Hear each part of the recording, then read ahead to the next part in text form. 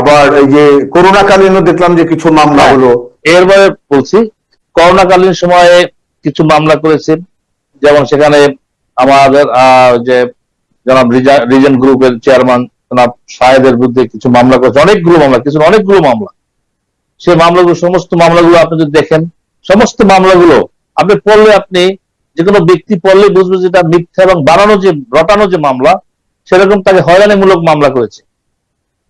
আপনি একটা যদি চিন্তা করেন, সেটা হলো যে তার পিতার একটা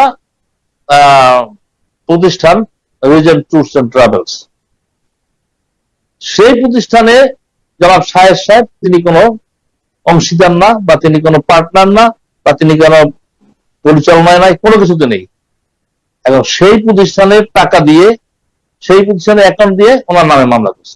এইটা কিভাবে সম্ভব? না মানে এই যে ব্যাপারগুলো, তারপরে আমরা দেখলাম যে ওই অথচ সেই প্রতিষ্ঠানে আরো ডাইরেক্টর আছে, শুনুন, সেই প্রতিষ্ঠানে আরো ডাইরেক্টর আছে, এবং আপনারা দেখেছেন হয়তো বা তাকে বিভিন্ন ভাবে তাকে একটা সাজানো নাটক দিয়ে তাকে নিয়ে অস্ত্র দেখাইলো, তাকে বোরকা পরাইলো, তাকে বিভিন্ন, জনগণ দেখছে, যখন জনগণ এখন উপলব্ধি করতে পারছে যে আসলে এরকম সাজানো মিথ্যা মামলা।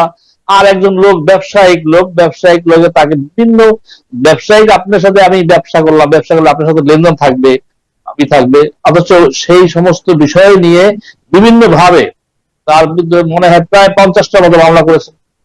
আবার এই সমস্ত বিষয় নিয়ে আবার একটা মামলা করেছে মানি লন্ডারিং, সেটা এখন বিশেষ জজ পাশে আছে, বিচারাধীন বলতে চার্জের জন্য আছে।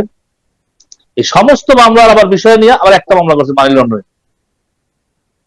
তাহলে বুঝে, এখন আমার প্রশ্ন হলো, যে নতুন মানে আমাদের একটা গভর্নমেন্ট হলো, নতুন ভাবে তারা বিচার বিভাগকে সংস্কার করার চেষ্টা করছে। এই যে মামলাগুলো, যারা এই মামলাগুলোর সাথে এই যে মানে মিথ্যা মামলার হয়রানিতে শিকার হলো, তো এখন এদের ব্যাপারে তারা কি চিন্তা করতেছে নতুন গভর্নমেন্ট এই মামলাগুলোর ব্যাপারে?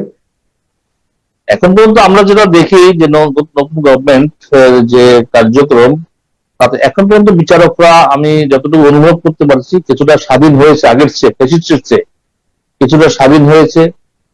আর আমি যতটুকু অনুভব করতে পারছি যে এখন এইসব মামলার ব্যাপারে, অর্থাৎ যে সমস্ত মিথ্যা মামলা, যে সমস্ত মামলাগুলো মানে গ্রাউন্ডলেস, এই সমস্ত মামলা বিষয়ে সরকার খুব একটা আগ্রহ বোধ করেন না পরিচালনা করার জন্য।